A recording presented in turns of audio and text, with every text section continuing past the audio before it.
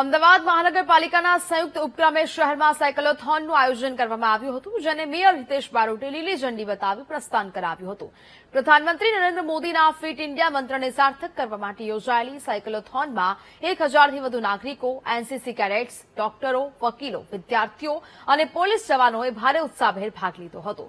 મેયરે દરેક નાગરિકને સ્વાસ્થ્ય અને પર્યાવરણના જતન માટે દર રવિવારે ઓછામાં ઓછો અડધો કલાક સાયકલ ચલાવવાનો સંકલ્પ લેવા આહવાન કર્યું હતું. સાથે કહ્યું કે પ્રદૂષણ, ઇંધણની બચત માટે નજીકના અંતરે સાયકલિંગ અને પબ્લિક ટ્રાન્સપોર્ટ શ્રેષ્ઠ વિકલ્પ છે. મ્યુનિસિપલ કમિશનર સહિતના ઉચ્ચ પદાધિકારીઓની ઉપસ્થિતિમાં કાર્યક્રમ યોજાયો, જેમાં નાગરિકો માટે ઝુંબા, એરોબિક્સ અને યોગ જેવી હેલ્થ એક્ટિવિટીઝ પણ રાખવામાં આવી હતી. સ્પોર્ટ ઓથોરિટી ઇન્ડિયા અને સ્પોર્ટ ઓથોરિટી ગુજરાત અને મહાનગર દ્વારા આજે સાયકલોથોન ઉજવવામાં આવી હતી. 1000થી વધુ સાયકલોથોનની અંદર સૌ લોકોએ, નાગરિકોએ ભાગ લીધો હતો. જુદા જુદા એનજીઓસ હતા, ડોક્ટર્સ હતા અને વકીલ પણ હતા અને અન્ય મિત્રો પણ સ્કૂલ કોલેજના હતા.